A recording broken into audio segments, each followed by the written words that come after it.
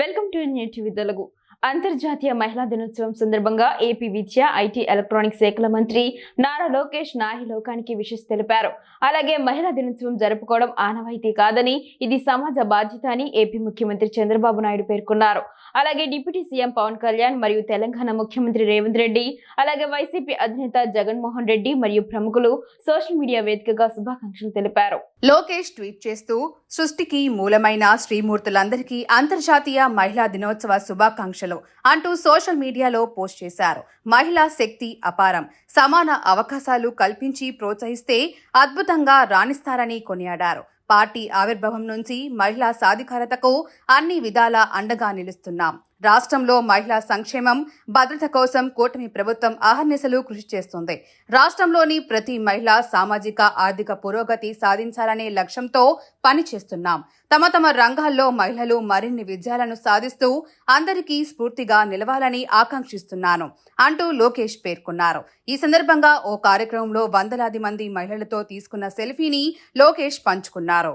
మహిళా దినోత్సవం జరుపుకోవడం ఆనవాయితీ కాదని, ఇది సమాజ బాధ్యత అని ఏపీ ముఖ్యమంత్రి చంద్రబాబు నాయుడు పేర్కొన్నారు. అంతర్జాతీయ మహిళా దినోత్సవం సందర్భంగా తెలుగింటి ఆడపడుచులకు, మాతృ సమానులైన మహిళా మనులకు చంద్రబాబు ఎక్స్ వేదికగా శుభాకాంక్షలు తెలియజేశారు. తెలుగుదేశం పార్టీ ఆవిర్భావం నుంచి మహిళా సాధికారత కోసమే పనిచేస్తుందని, మహిళలకు ఆస్తిలో వాటా కల్పించడం నుంచి విద్య, ఉద్యోగాల్లో, రాజకీయాల్లో రిజర్వేషన్లు కల్పించడం వరకు మహిళా ఉదయ కార్యక్రమాలు ఎన్నో చేసి ఫలితాలను సాధించిన విషయం తెలిసిందేనన్నారు. తాజాగా 2025-26 వార్షిక బడ్జెట్లో మహిళా శిశు సంక్షేమం కోసం ఎన్నడూ లేని విధంగా 4,332 కోట్ల రూపాయలు కేటాయించడం ద్వారా వారి సంక్షేమానికి కట్టుబడి ఉన్నామని తెలిపారు.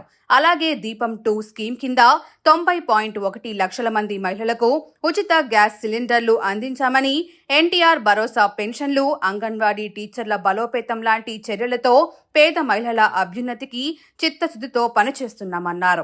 మహిళాభివృద్ధితోనే సమాజాభివృద్ధి అని బలంగా నమ్మి పనిచేస్తున్నామని, మహిళా భద్రత, గౌరవం, సాధికారతకు కట్టుబడి ఉన్నామని తెలియజేశారు.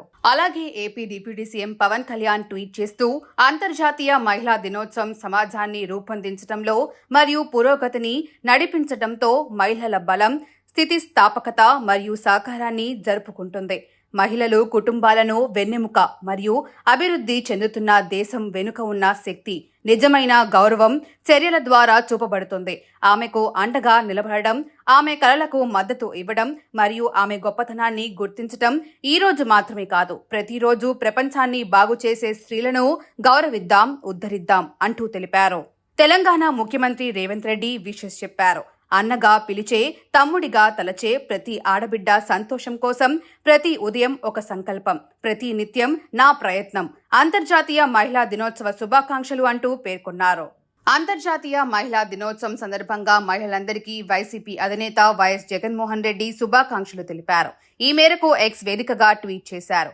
మహిళలు బాగుంటేనే ఆ కుటుంబం, రాష్ట్రం, దేశం బాగుంటుందని తెలిపారు. ఎక్కడ స్త్రీలు పూజింపబడతారో అక్కడ దేవతలు కొలువై ఉంటారన్న నానుడి ఉందని అన్నారు. ఆ నానుడిని నమ్ముతూ ఎన్నో మంచి కార్యక్రమాలు చేపట్టామన్నారు.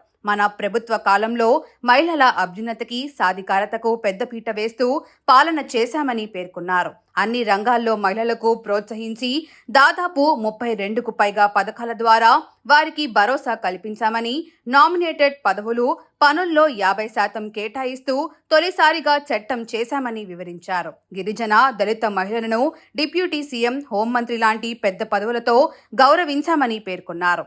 మహిళల భద్రత, రక్షణ కోసం దిశ వ్యవస్థను ప్రవేశపెట్టామని జగన్ పేర్కొన్నారు.